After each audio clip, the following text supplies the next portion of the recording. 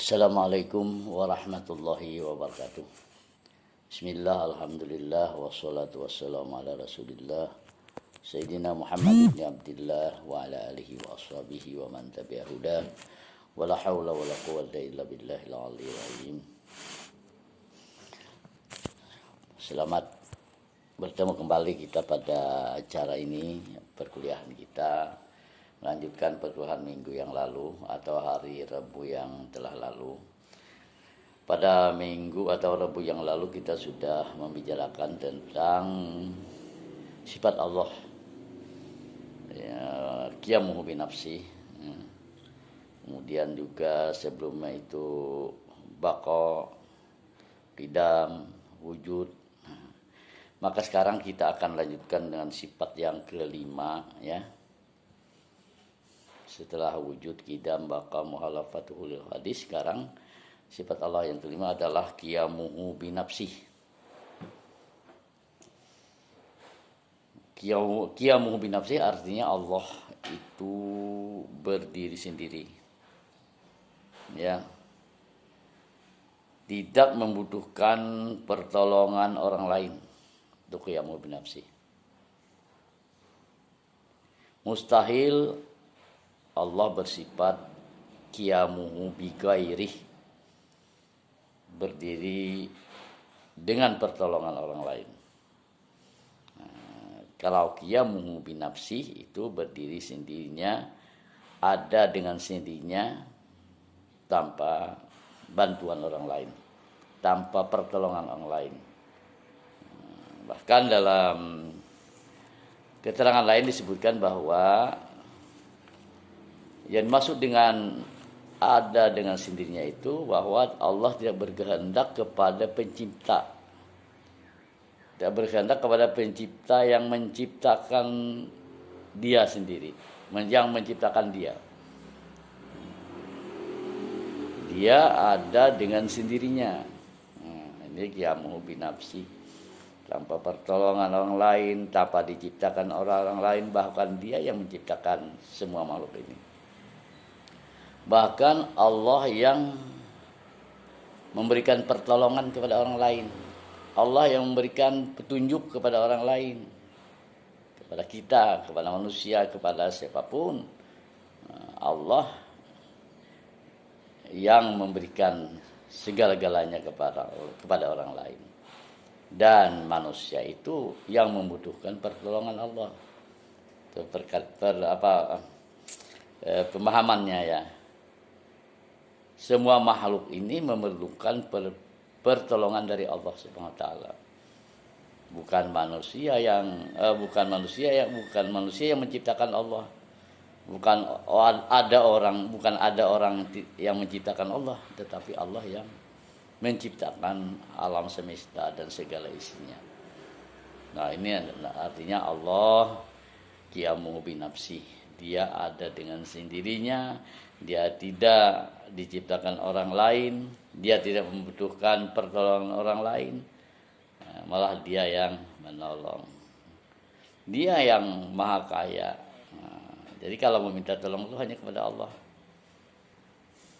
Dalam Al-Quran disebutkan dalam surah Al-Ikhlas, ya, ayat 2 itu, mungkin sudah hafal, ya. Allahus Samad, Allah tempat menggantungkan segala-galanya. Allah tempat bergantung, tidak boleh bergantung kepada yang lain, tidak boleh bersandar kepada yang lain, tidak boleh minta tolong kepada yang lain, hanya kepada Allah. Iyyaka na'budu wa iyyaka nasta'in. Karena memang kita ini memerlukan pertolongan Allah. Hanya Allah yang bisa menolong. Dia maha kaya. Dalam Al-Quran, dalam surah Al-Ankabut ayat 6 disebutkan, innallaha ghaniyun wa antumul fuqara. Ya. Dalam ayat lain Allah berfirman, innallaha laghaniyun hamid. Al-Ankabut ayat 6. Innallaha laghaniyun anil alamin. Allah Maha Kaya dari segala alam semesta ini. Artinya Allah tidak membutuhkan alam semesta. Dia menciptakan alam semesta ini untuk kita, malah untuk makhluknya, untuk manusia. Karena dia Maha Kaya, dia yang mampu nanti hidup, ya. Dia hidup nanti, sifat hayat itu tidak minta pertolongan dari orang lain, malah dia memberikan kehidupan kepada orang lain. Nah, jadi jangan putus asa kita. Allah yang bersifat qiyamu binafsi, yang maha kamal, maha jamal kemarin. Nah, itu dia akan memberikan apa saja yang kita minta. Bahkan apa yang tidak kita minta diberikannya. Dalam Al-Quran disebutkan bahwa Allah telah menyiapkan matahari dan bulan bergantian. Matahari di siang hari, bulan malam hari. Pernahkah kita meminta? Tidak pernah. Allah sediakan untuk kita semua, dia Maha Kaya. Innallaha laghaniyun 'anil alamin. Dia tidak membutuhkan alam semesta ini. Dia ciptakan alam semesta untuk kita kelola, untuk kita manfaatkan untuk kebaikan. Jangan sampai kita merusak alam. Nah, mungkin itu kalau dikembangkan keterangannya. Namun pada intinya bahwa Allah itulah yang bersifat, hanya Allah yang bersifat qiyamu binafsihi itu. Kalau manusia tidak mampu berdiri sendiri, pasti ada yang menciptakan. Kalau manusia pasti membutuhkan pertolongan orang lain. Kalau Allah tidak pernah meminta pertolongan kepada siapapun, bahkan segala-galanya itu Allah yang mengatur. Qiyamuhu binafsi, dia berdiri dengan sendirinya. Nah, barangkali itu mudah saja dipahami, ya, pembelajaran ini, sehingga kita meyakini bahwa Allah Subhanahu wa taala itu tidak seperti kita diciptakan, tidak. Dia berdiri sendiri. Tidak seperti tanaman itu tumbuh di semai, tidak. Tidak seperti binatang, dia bertelur, dia beranak,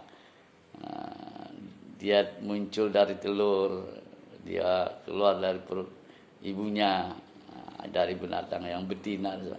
Itu tidak berdiri sendiri, tidak berpermulaan, kemarin kidam, ya. Tidak ada awalnya, tidak ada akhirnya, bakal tidak akan hancur, tidak akan hilang Allah selamanya. Karena itu dia kemarin bersifat lain daripada yang lain. Lain, berbeda dengan makhluk semuanya. Yang kelima, dia berdiri sendiri, ada dengan sendirinya. Kapan dia ada? Dibikin dari apa? Seperti apa? Nah, ini tidak bisa ditanyakan seperti itu. Memang pernah pada zaman dahulu, ya, Qatadah seorang sahabat, Dihaq juga sahabat Nabi, dan juga Muqatil, ini nama sahabat juga, pernah bercerita bahwa pernah datang seseorang Yahudi menemui Nabi Shallallahu Alaihi Wasallam. Pernah orang Yahudi memang datang kepada Nabi dan bertanya, wahai Muhammad, coba sifatkan, contohkan Tuhanmu itu, ya, seperti apa? Mereka bertanya itu. Kemudian lagi, Tuhanmu terbuat dari apa? Mereka bertanya. Dikiranya seperti manusia kali, ya, tanya. Dan dari jenis apa? Laki-laki kah, perempuan kah, atau jenis binatang kah, jenis apa? Nah, mereka bertanya, apakah dari emas? Apakah dibikin dari perak? Apakah dibikin atau terbuat dari tembaga? Nah, ini mereka bertanya kepada Nabi Sallallahu Alaihi Wasallam. Apakah juga Tuhanmu itu bisa makan? Apakah Tuhanmu juga bisa minum? Ya. Siapa yang menciptakan alam ini? Dan siapa pula yang mengaturnya? Jawab wahai Muhammad. Nah, bagaimana Nabi menjawab?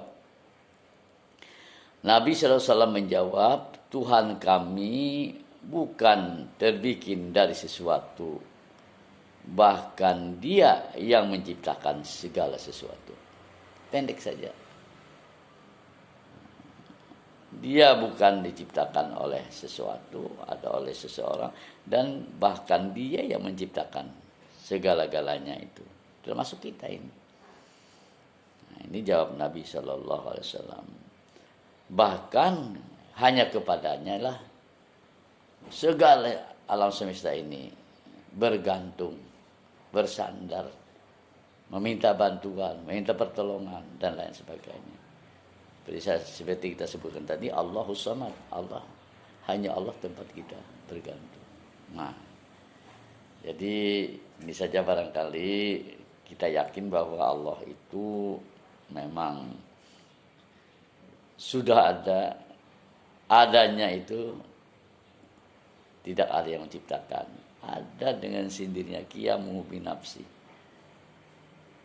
Lawannya tadi qiyamuhu bigairi, dia ada dengan bantuan orang lain atau perantaraan orang lain, itu salah.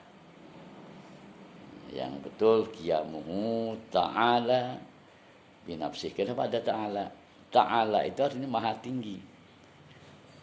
Allah yang maha tinggi itu ada dengan sendirinya. Maha tinggi itu ada maha mulia, maha besar, maha kuat, dan lain sebagainya. Sendirinya dia ada. Dan dialah tempat bergantung. Siapapun pasti memerlukan pertolongan Allah. Tidak ada orang yang bisa terhindar atau melepaskan pertolongan Allah. Kapanpun, dimanapun, malah akan senang Allah itu kalau kita selalu meminta dan memohon, berdoa kepadanya. Jangan lupa berdoa supaya kita dapat ilmu pengetahuan yang bermanfaat, supaya kita hidup selamat, supaya kita bahagia dunia sampai akhirat. Berdoa saja. Apa saja yang diminta, Allah akan berikan sesuai dengan kehendaknya nanti, ya. Sampai pada iradah, hanya kehendak kekuasaannya, karena dia mampu tahu, ya, apakah sekarang diberikan permohonan kita itu atau dikabulkan langsung. Nah, tentu Allah yang maha tahu. Memang ada 4 cara Tuhan memberikan, menjawab permohonan manusia itu. Pertama, dijawabnya langsung, begitu minta saat itu juga dapat. Ada juga yang ditunda oleh Allah, karena Allah maha tahu, kalau saya berikan sekarang mungkin dia akan merugikan kepadanya. Mungkin dia nanti bisa sombong, nanti dia bisa terkabur dan lain sebagainya dan sebagainya. Bisa juga Allah mengabulkan dengan cara menggantikan permohonan kita yang kita minta itu dengan melepaskan kita dari bencana atau malapetaka yang akan menimpa kita. Kemudian yang keempat, yang pasti, ya, doa kita itu akan menjadi tabungan kita, investasi kita nanti di akhirat. Itu nanti di sana. Di dunia belum dikabulkannya, di akhirat doa yang kita lakukan dengan ikhlas, murni, semata berdoa kepada Allah, hanya Allah tempat bergantung, itu menjadi ganjaran pahala yang menyebabkan kita mendapatkan rahmatnya nanti di akhirat. Mudah-mudahan dimasukkan ke dalam surga yang penuh dengan kenikmatan dan kebahagiaan. Demikian mungkin pertemuan kita untuk kali ini. Nah, dan mungkin nanti kita lanjut ya dengan sifat Tuhan, sifat Allah yang lain, yaitu yang keenam, ya, wahdaniyah. Terima kasih atas partisipasi dalam perkuliahan ini. Mudah-mudahan manfaat. Amin ya rabbal alamin.